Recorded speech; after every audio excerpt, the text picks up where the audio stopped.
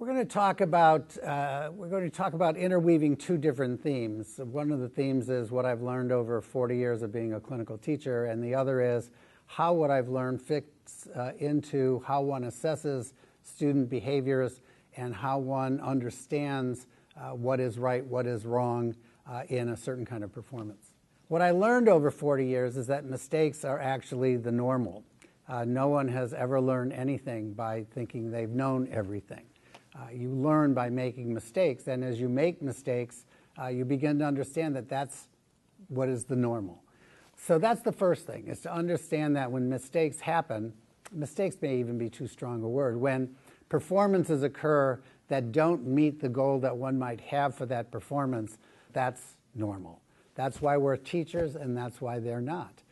We can't assess a student as if they were the greatest lawyer on earth, because in many ways they have no frame of reference for anything they're about to embark on in clinical education. So that's the first step.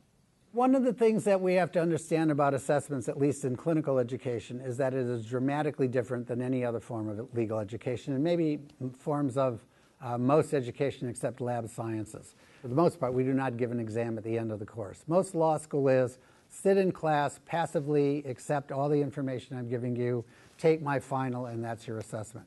In clinical education, because we're working with the students constantly for 14 weeks, sometimes 28 weeks, they get a lot of credit, and so we're meeting with them a lot. Every action they take is in some sense being assessed and hopefully written down in notes so we don't forget it, to understand how we then can have a conversation later about what we call summative assessment. There is formative assessment that we do throughout the term, and then summative assessment at the end of the term to have the students understand, again, what we've seen over the course of the semester, how they've grown, some of the things they have to work on, because not everybody's going to be an A student. So we want the students to understand that when we tell them about things they still have to learn, that's not a negative assessment.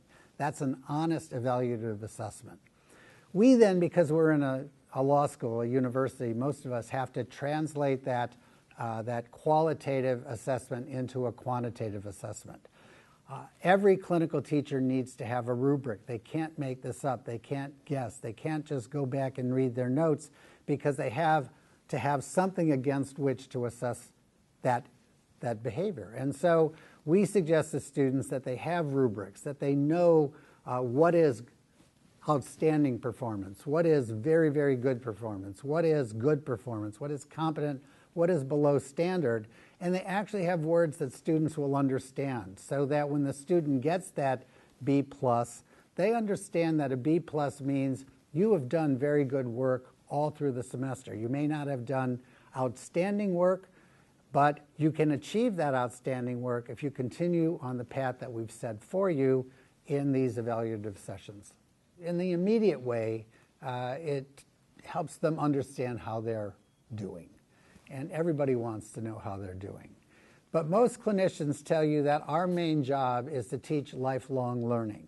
If we can't instill in our students the ability to be lifelong learners, they're not going to be very good lawyers later.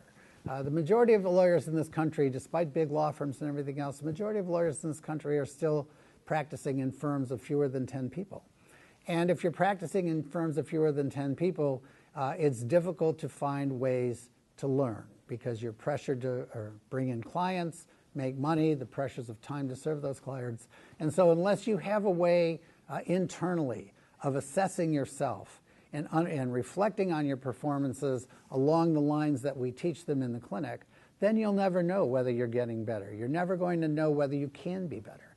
And so we think that one of the hallmarks of clinical education, one of the great values, is to teach people to be self-assessors as they go forward, to be reflective about their work, to understand that their work can get better, and to understand that their work will get better as long as they approach it in a systematic way, so that they're not just floundering out there and making guesses about whether they're doing better or not.